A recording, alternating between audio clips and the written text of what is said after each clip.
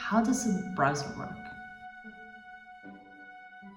Every time you open a website, you see the finished picture: colors, text, images, layout. Behind the scenes of your browser, the software in charge of displaying web content, it is working hard to transform code into structure and this structure into visuals.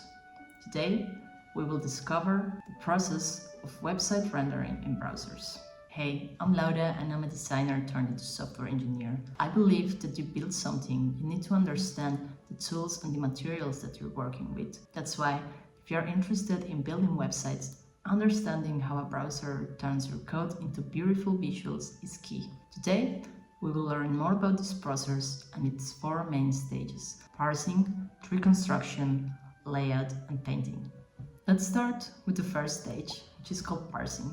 And this is the first thing that your browser needs to do after it receives the website's code.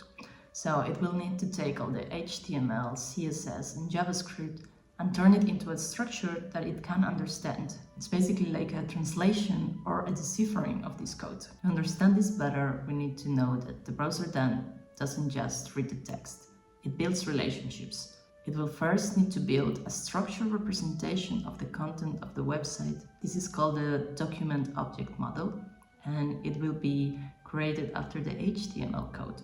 In the document object model, each tag, HTML, model, body, paragraph, and so on, will become a node in the tree, and it will have a tree structure to understand how things are structured between them.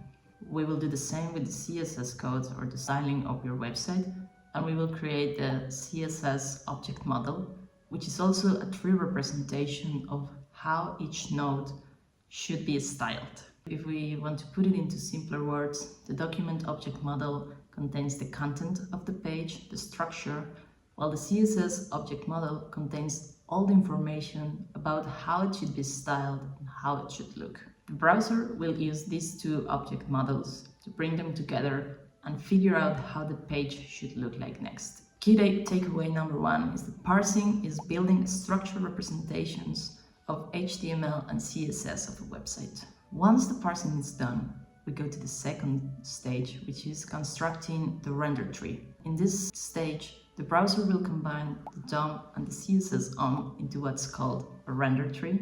You can think of the render tree as a visual version of your page. Only the elements that will actually be displayed appear here. It's a combination of the DOM and the CSS OM. The result is a tree in where each node is a visual object. We can usually represent this as a rectangle. Depending on the element, we will also have some information about how it might be rendered. It could be a block, inline, a list item, and so on.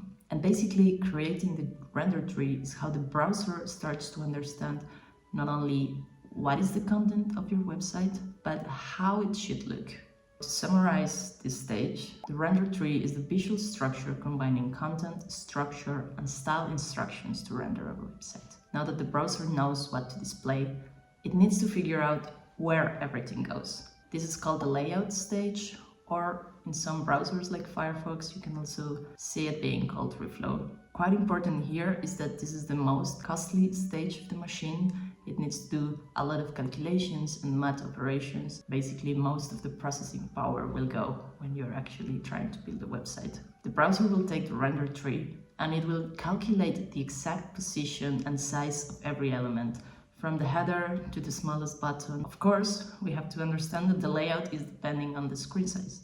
These calculations will be different if you're rendering your website on a phone or on a laptop. The performance of these calculations will also be affected by how big is your website, how many nodes you have. As a rule of thumb, the simpler your document, the faster the layout will be. The browser will usually try to do this in just one pass, but as I mentioned, if your website is very complex, it will need to do it once or twice until it can actually know the exact position of every element. When a website updates, the browser will also need to run this layout again, but it will try to be efficient about it. For example, if you resize your screen, of course, all calculations need to be done again. If it's only the size of a small button or in a very small part of the website that doesn't affect a greater layout, it will just calculate the layout of that section and it will be much more efficient. Once the layout is done, you will have the exact position and size of every visual element that will be on your website. The stage 4 and the final stage is called painting. This is where everything you've seen so far actually appears on screen. The browser will take all the rectangles from the render tree and fill them with color, borders, images, and text. Same as layout can happen in 2 ways. We will have the global painting where the whole page needs to be repainted, or you can now have also incremental painting. For example, if you're hovering over a button and it will change color, the browser will only change the painting of that small part.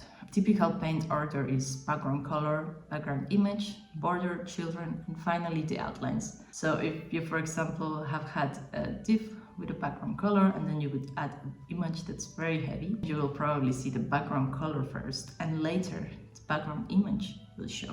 After the painting is done, everything is filled in and all the visual elements will be on screen and you will have the website completely rendered and ready to interact with. To recap what we learned today, the 4 stages of rendering are parsing, building the document and style object model for the browser. Then we will have the construction of the render tree, which is where we combine the structure and the style of the website. Then we'll have the layout, which is calculating positions and sizes, and the painting, which is actually drawing everything on screen.